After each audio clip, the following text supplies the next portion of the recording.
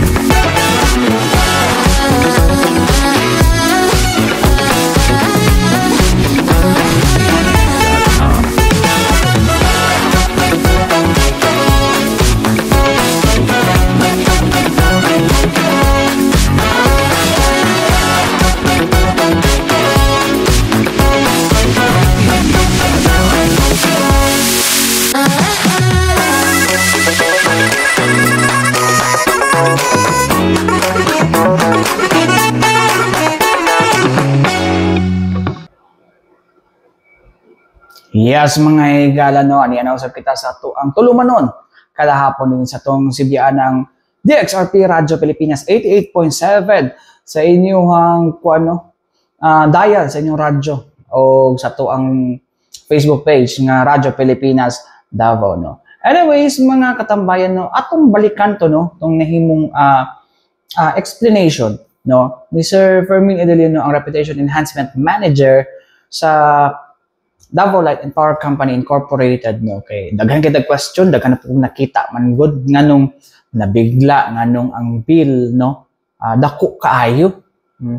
Well, di po na to sila mabasol pod no, kay syempre abi nila kay gamay lang ang bill no, abi nila gamay lang ilang bill karon kay nagtipid sila kung nganong dako man daw gihapon no.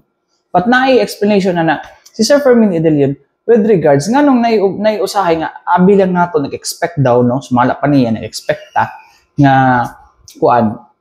gamay atong bill pero sa consumption di ay budako no. Anyways, balikan nato no ang nahimong payag ni Sir Fermin Edelio no sa maong hisgotanan. Paminawon nato. Pero ang kanmugod sa is murag naka-earn og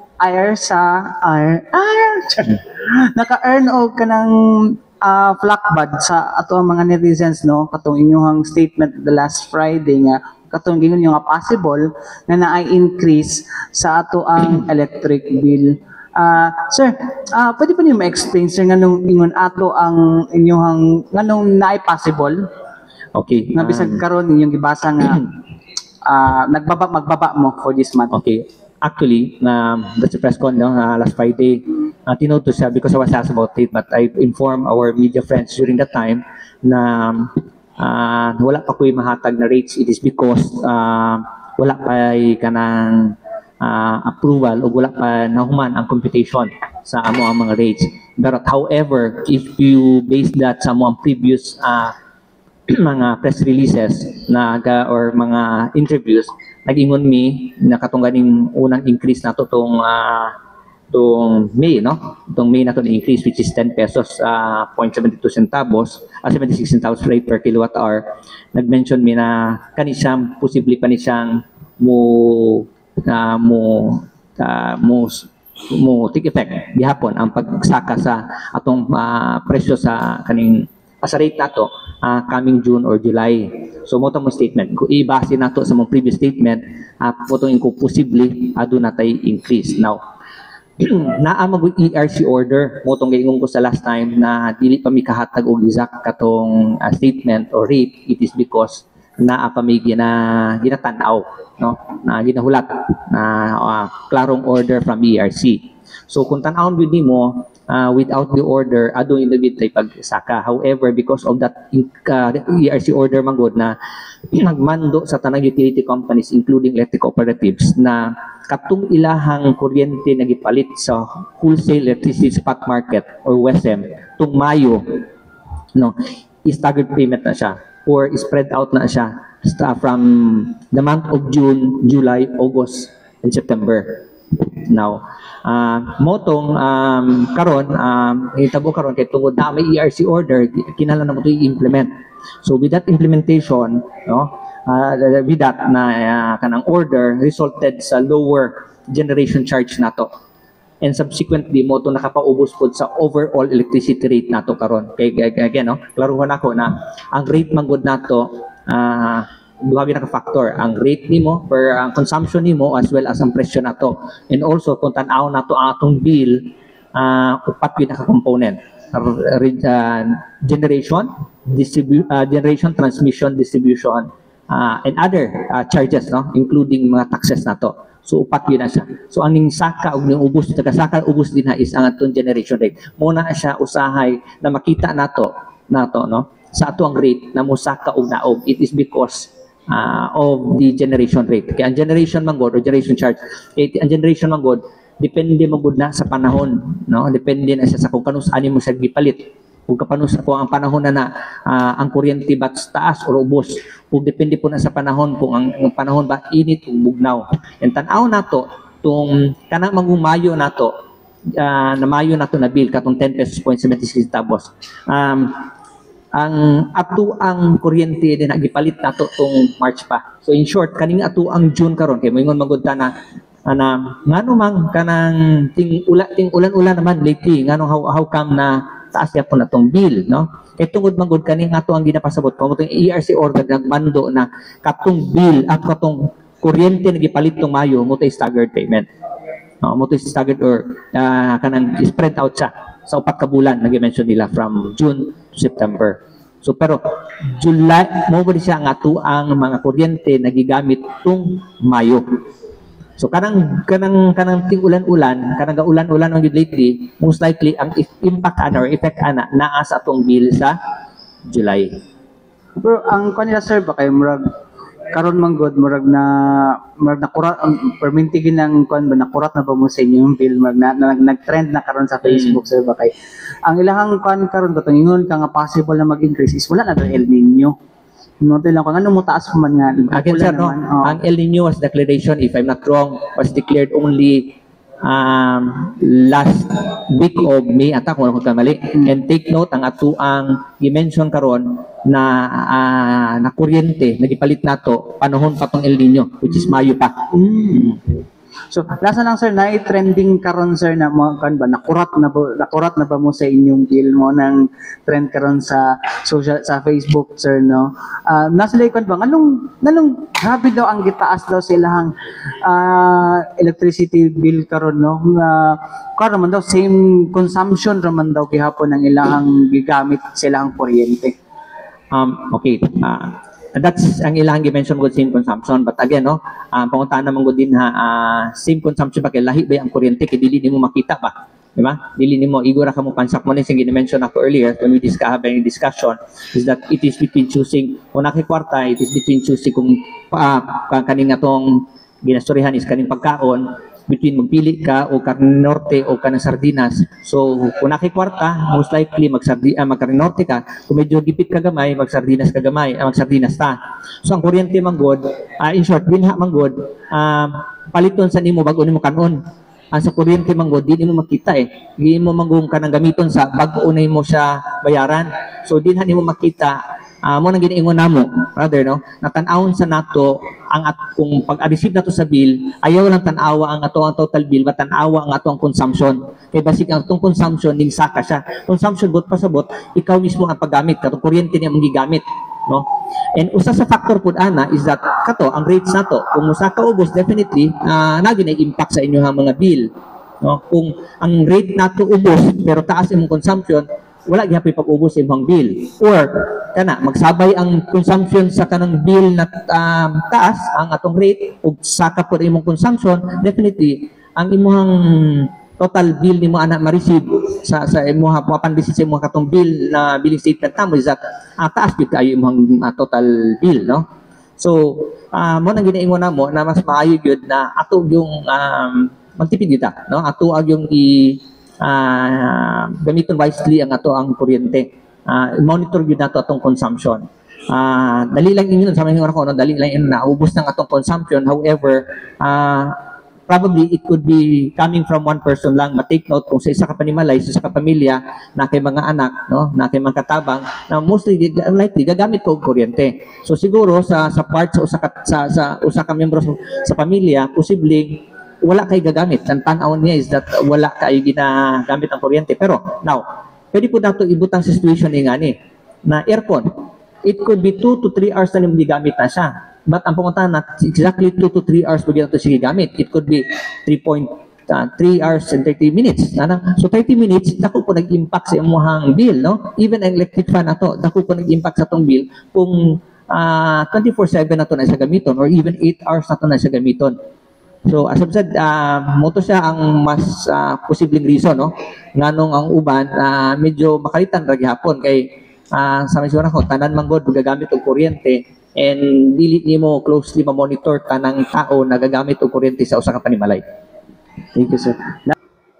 So mo to mga katambayan, no, ang ingon ni Sir Fermin Edelion, no, abi ninyo gamay lang inyong consumption pero budako gyapon no. It depends pod sa inyong appliances sa ginagamit kung energy efficient ba siya or power efficient ba siya, no. Kay nagina-ginaingon ganyo even electric fan, no, kung di nimo na siya malimpyuhan og tarong, no, dili siya efficient, so mukaon siya og dako, no. So siguraduho na to, no, at ang ginaingon ni Sir Fermin, no, okay lang, no, nga mahal kay in the long run makatipid lang gihapon mo kaysa naman kanang baratuhon, no, nga mga appliances nga inyong pamaliton, no, nga in the long run aside sa dali ra maguba dako kayo og lamoy sa inyong konsumo sa kuryente. So mo na ang advice niya, no, alang sa tuang mga konsumante. Anyways mga katambayan, balik itaw man lang sa mga importanteng pahinumdom ning atong CBA.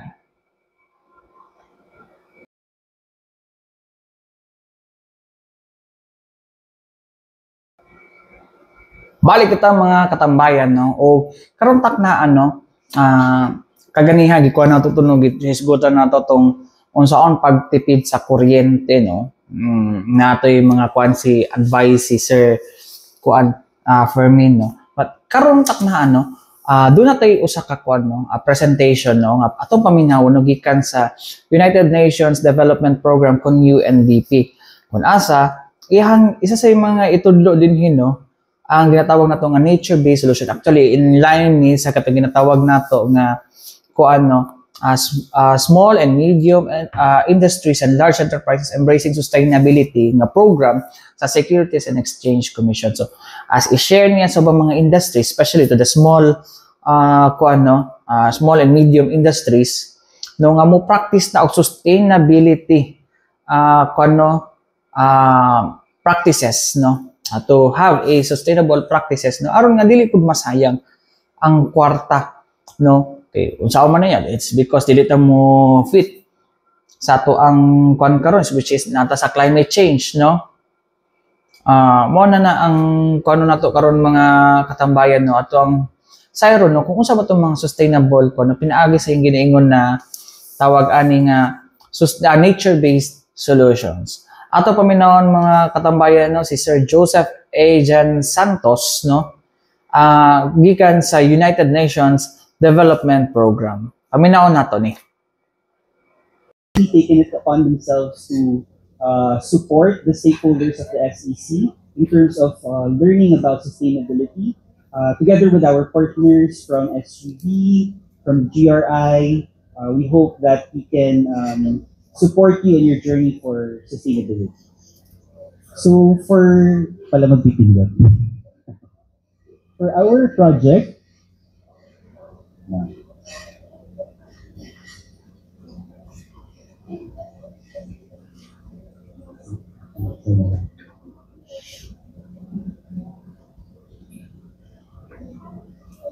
for the project that we have, Accelerating Green and Climate Finance for Gender-Responsive Nature-Based Solutions, we have 4 key result areas.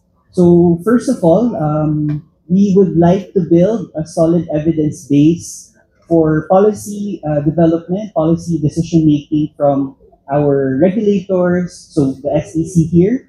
So our key result area is actually responding to dialogue forums such as these, where we are able to share the objectives of the project, the objectives of sustainability, but also hearing back from stakeholders so that our regulators, our decision makers can also understand what the needs are of the constituents and then making sure that these policies that we form, the supporting guidelines, any other support lines that we can give.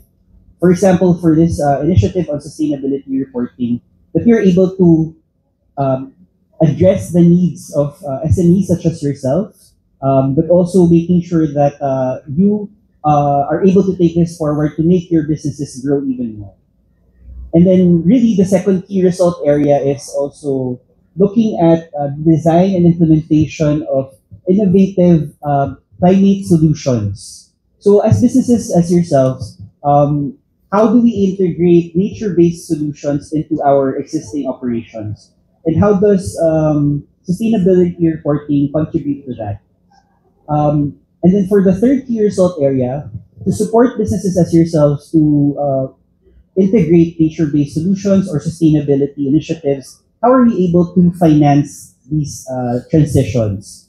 So we are also working within the project with financial institutions so that we can also inculcate sustainability into their strategy and decision-making so that they're also able to understand how they can serve clients such as yourselves who want to make sure their businesses are more resilient and how their financing instruments can be tailor-fit to help you address those needs. And then lastly, how are we tracking the impacts, as Director Rachel had shared earlier? How are we contributing to the SDGs? How are we contributing to our communities, to our shareholders, to our value chains? So we would like to understand these impacts and to report on these impacts, of course, through the sustainability reporting, and making sure that goes back again to the evidence base for the dialogue that we are creating within the private sector, with government, so that we make sure all the policies and decision making that we have are very well guided and science-based. So I guess a lot of you are wondering, what are nature-based solutions? And really, even at the start with Commissioner JV's slides, we are seeing, of course, the very excellent state, the wealth of nature that is present and abundant here in the region of Davao.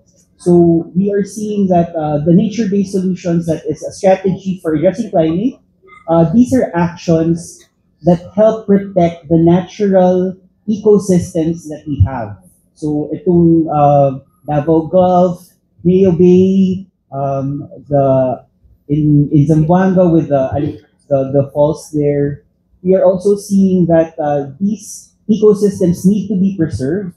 But how are we also able to address the social, economic challenges that the communities there are facing, so that our initiatives are not just focused on climate, but also focused on the people living in the environment in which the resources that our businesses depend on are also able to manage.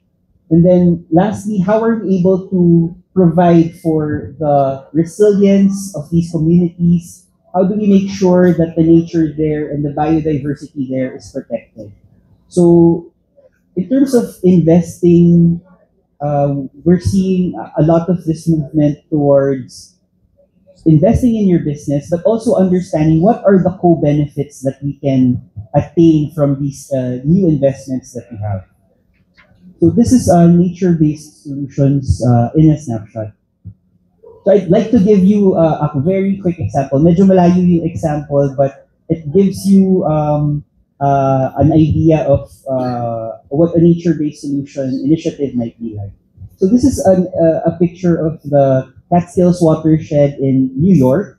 So in New York, of course, it's a very large city. One surprising thing that that you will actually learn about the city of New York is that their water is potable from their taps. Actually, potable in our water, some water systems in the Philippines rin naman is potable. But what the city of New York was able to do was that they were faced with a very large challenge in terms of making sure that their water system is able to provide for the needs of the large population of the city. But of course, there are also the similar challenges that we face. The upstream portions of the watershed, there is agriculture, there is industry being developed. So they were faced with a very large financial challenge, invest billions in terms of investing in a water treatment plant. We do not look anymore at the upstream. We just look at the source of the water and then treating the water there so that when it gets to the city, it's clean. But that's a very costly alternative. What the city of New York did was that they spoke to all the stakeholders along the watershed, and they decided to all together, we don't want to spend billions of dollars just to be able to drink safe water for our children, for our communities that we can use for our business. What we can do is agree on how we are able to utilize this water. How are we going to make sure that the effluents going to the water systems are not are up to standards that are safe for the users that are making use of the watershed, and then making sure that management plan actually works. So instead of investing billions of dollars, they invested in a water management plan, and now they spend only $100 million every year, just making sure that they're also able to make sure that the compliance of the different stakeholders of the water management plan is the same, and that they're able to enjoy this resource, which from the very start was free. But making sure everyone had that same vision and making sure that everybody understand what it delivers at the end, and making sure that nature delivers what the communities and the stakeholders are requiring of this requirement from water. So for the next slide, again, just some examples of the different nature-based solutions. Some of the criteria that have been put forward, of course, it must be aligned with the natural ecosystem processes of that particular nature-based solution. So in that example, making sure that the watershed is able to provide its water filtration services to the water delivery. And then second, it also benefits the biodiversity in the area. So the protection of the trees and the biodiversity in that area makes sure that all the endangered or critical species that are present here in Davao, it's a very excellent population of some of the large marine vertebrates. Meron tayong whales, we have dolphins here. How are we able to make sure that we are able to protect the species that are present unique to Davao, but also making sure that we are also able to provide for what our businesses need to deliver to our clients. Third, adaptability. Of course, we must make sure that the businesses or the nature-based solutions are also resilient to the impacts of climate change. Fourth, they are locally appropriate actions. So we always adapt to the local context. And then fifth, looking at multifunctionality or the different co-benefits. What are the things that need to be delivered by the nature-based solution? Is it water filtration? Is it providing for healthy agriculture systems that are able to provide food production? And then lastly, of course, being able to provide for human well-being and addressing key societal challenges. So again, as we mentioned earlier, for the first 2 points, we're just going to give some examples of the lines of support that we are able to give to stakeholders. Actually, one of the interesting things that are coming out of nature-based solutions is looking at the potential of carbon markets, where projects such as nature-based solutions that protect trees, because trees also have carbon sequestration value, or they are able to store the carbon that is in the greenhouse gases that contribute to climate change. So currently, as of 2022, the global carbon market is valued at $2 billion. By 2050, it is estimated to grow up to $34 billion. So in terms of forest carbon projects, a lot of it actually is, a lot of the forest carbon projects are found in countries such as the Philippines, where the the markets are looking for additionality in terms of protection of forests. When you say additionality, kasi po, a lot of the forests in developed countries are already protected. So what we're, in terms of additionality for forest carbon projects, we're able to protect forests here in the Philippines that are being earmarked for development because there's need to build infrastructure or further develop industry.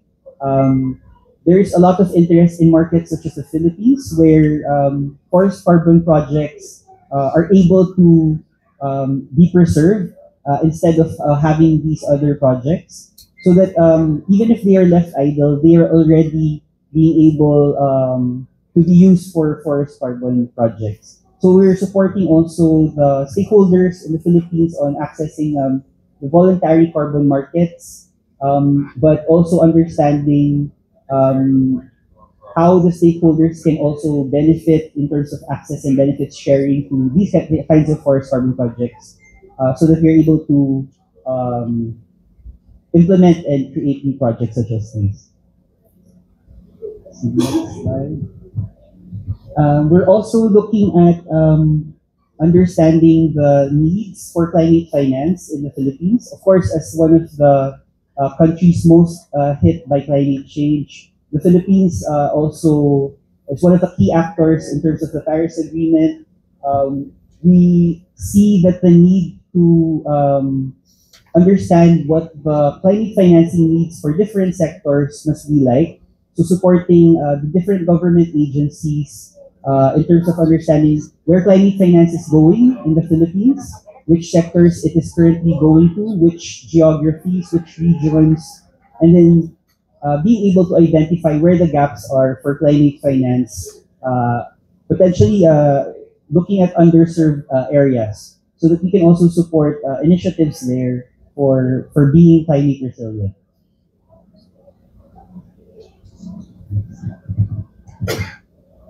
The next support line that we currently have the Philippines Lab program. This is in partnership with the Climate Policy Initiative, which is a San Francisco-based policy think tank. So they are global host to the Global Innovation Lab for Climate Finance.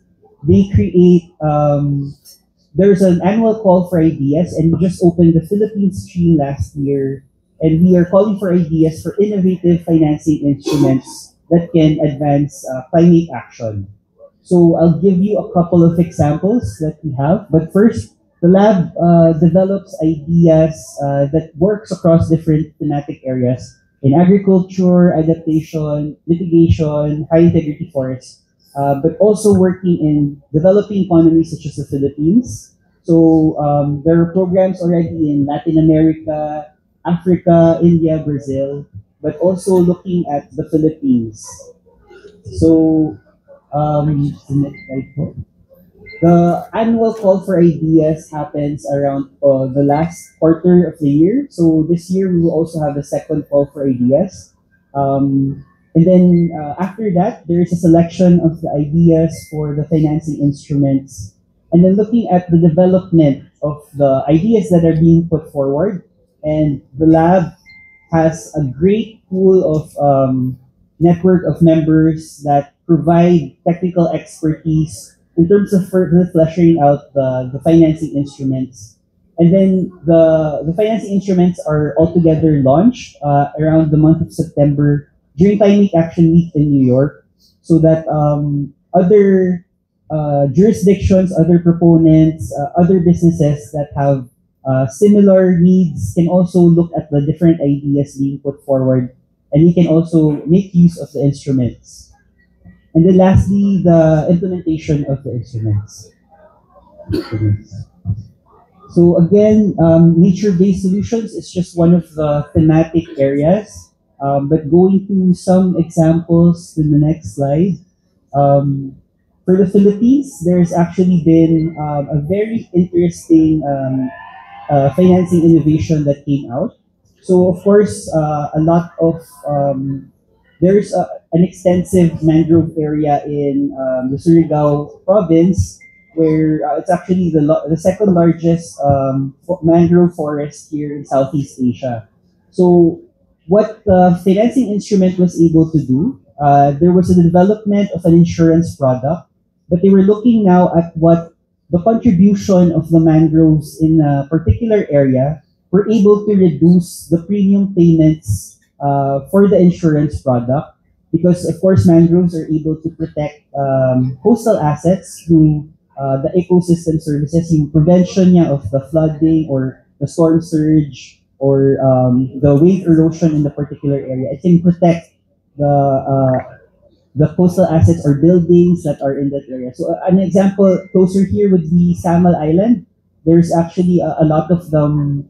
The coastal area towards the southern tip of Samal Island has been known to be eroding because of the large wave movements there.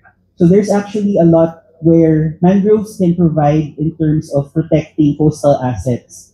So in terms of this product, there was a deep dive into understanding how much the mangroves can actually reduce the prices of the insurance premiums.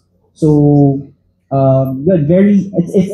insurance, of course, is a traditional financial product already, but we're trying to understand how nature-based solutions can also improve on these new instruments or on these old instruments and come up with something new, so that we are also protecting nature, but also protecting, of course, the assets of businesses. The next example, this year, this was the result of last year's call for ideas, the Model Forest and Biodiversity Bond. So there is a demonstration bond for $10 million that looks at the protection of forest areas. So there is first understanding, of course, what again, this is also looking at the forest carbon potential of the areas for forest. So after the concept is proven, the bond is looking at different buyers from philanthropies, local family foundations. So once they are able to pilot the bond and test it out, and then implement it for gaining cash flows from the forest carbon proceeds, after the concept is proven, they will also scale up the size of the bond to be able to service other areas within the Philippines, but also in the greater Southeast Asia region. So again, bonds being applied similar to insurance products. These are traditional financing products, but how are we able to use these financing products to advance our nature and climate, but also be able to provide for the communities? Again, this also works with local communities and understanding what the benefits are to them of the forest carbon. They're also able to access the benefits from this project.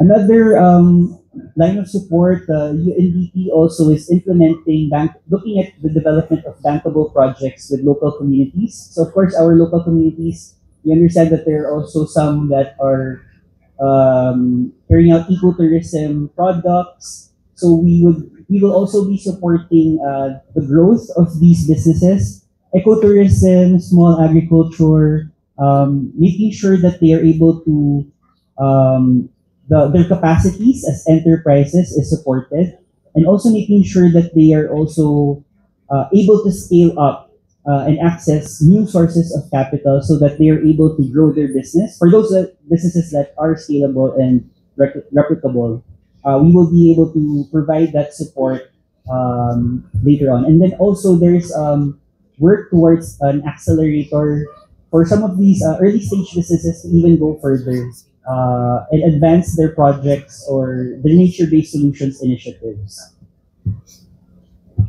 Next slide. The next slide, also we're looking at public-private partnerships in protected areas. Also with the LGUs, again, the next speakers, we have looking at public-private partnerships on nature-based solutions.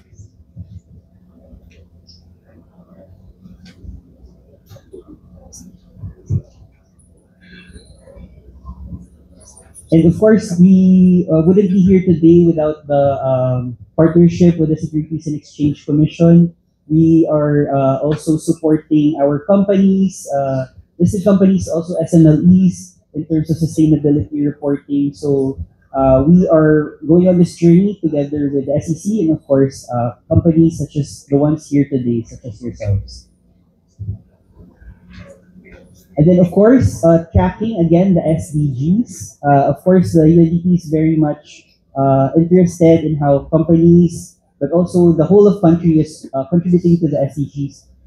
Once we are able to identify together, hopefully with you today and the examples that we have later on in the panel, once you're able to implement and get your ideas how nature-based solutions can help your businesses, we would like to track these and report these, of course, to investors and stakeholders, even outside the Philippines, so that they know the good work that you are doing and making sure that there might be connections with like-minded people who would like to support businesses that, such as yourself, that integrate nature-based solutions, but also have sustainability in mind. Another resource that is also free, looking at impact measurement and management for the SDGs, there is a free course on Coursera that you're also able to access and make use of. And you can take this in your own time. Again, UNDP, together with partners such as the Securities and Exchange Commission, we are supporting this shift, providing the solid evidence base, working with enterprise, improving access to finance that helps companies transition towards sustainability and integrating nature-based solutions. And then, of course, making sure that these impacts are monitored and reported to stakeholders within the country, but also globally, so that the work that you're doing can also be recognized. So mo to mga igala no, ang iyahang presentation taas-taas siyang tawagan taas-taas siya na presentation na pronta na amoy nakutlo no. Og mao katuan naglangkob sa atong panagtambay karong hapuna dinhi sa atong tulumanong tambayan sa Radyo Pilipinas hangtod sunod pohon. Daghang salamat ug mayong adlaw.